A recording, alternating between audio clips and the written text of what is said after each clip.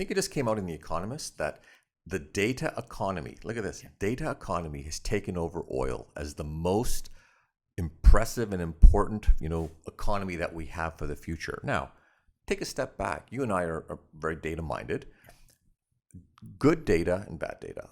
Data comes from ideas. Ideas are the oil of this century. Yeah. How do you get good ideas?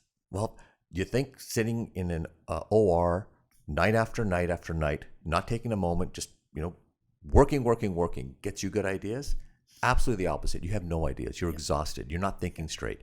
You get ideas from taking time away from the things that you do every day to reflect and become, quote, here's the big C word, creativity. Exactly. How do you get to that? And that is you brought up this idea of, the 80-20 or the 20-80 rule. I just look at that Pareto principle in my mind as simply find stuff that gives you pleasure and joy outside of your day-to-day job. Doesn't mean you have to quit and become a dancer or quit and become a musician. It just means that it will take some time to do that, refuel, become better you, and then bring that back to your work and watch how quickly you accelerate. I'm telling you, I don't understand how that is a hard concept for people to buy into. It should be the easiest concept. Why do you think people resist it? I've been talking about this nonstop, for no joking, for 3 years, and I'll continue to talk about it. Yep. And people nod. Yeah. But I don't know if they genuinely feel it's feasible. But what is the block for most people to do it? It doesn't seem hard to do. I think, Mo, go back to a few concepts that you talked about, which is, yes, you need time and you need that kind of a zone for you to be thinking. How many people do we talk to that say, where did you get that idea? Yeah. There's 20% of the time people say in shower. Yeah. 100%. What's in shower? Because you have nothing else to do. You have no one else to bother. You're just underwater in a quiet space, just thinking, reflecting. And I think that's what you're referring to. Yeah. We don't do enough of that. We just pack ourselves from meeting to meeting to meeting, pack ourselves from doing stuff versus taking time for ourselves, taking time to be creative, taking time to be doing stuff where your creative brain gets really stimulated. Honestly, you're right. A lot of my thinking before was basically either in shower or when I was traveling, when I was sitting in a plane. You had nothing else to do, right? And I'm just sitting there, no one else to talk to. I'm by myself. Right. Now I realize I shouldn't just be doing that. And it is scary sometimes being in your own head, isn't it? Absolutely. All these ideas come up and all these things come up and you start reflecting on everything and you think, oh my gosh, what's happening? And the thing I think that kills creativity is a meeting you label as an idea meeting. Oh, that to me. So people come and say, okay, idea one, idea two, and people are just paralyzed because now you've come in with the absolute expectation that four of us are going to do something great. Those things never happen that way, as you know. You and me, have you ever remember being on a meeting with an agenda? Not once. I mean, except for COA where we're really meeting. Oh, yeah. No. Right? Agenda meetings are, in my mind, I mean, I guess I understand it from the point of management.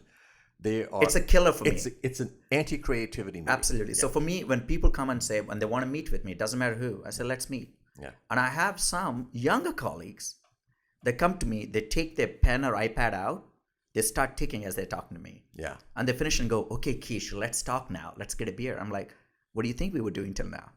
So for me, it's like how there's enough research now where unstructured play, risk-taking play in children is good for their creativity and thinking. Same way, when two people meet, like today, you and me, we didn't even know what we were going to talk about. No, we just That's why we said it's a conversation. Yeah, we're going to talk about. Right? Yeah. And to me, my brain is already ticking and thinking about different things I haven't thought about because we didn't come with a set idea to talk about something. No. We wanted to just have a conversation about just things that are going on, things that we want to reflect on. Yeah. So my advice to everyone that are listening, listen to what Mo is saying, is yes, you don't need agendas to meet people to talk. You don't need an idea generating meeting. You just meet and go, what are the big things that, whatever is just driving you, out of that come ideas and other things.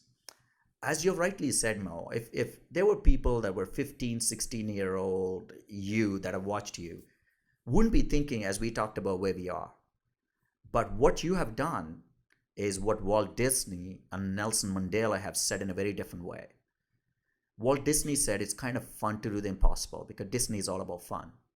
And Nelson Mandela said it's only impossible till it's done. Till it's done. Yeah, for sure. Not that you set out and go, I'm going to do it. Yeah. But you're like, look, why not?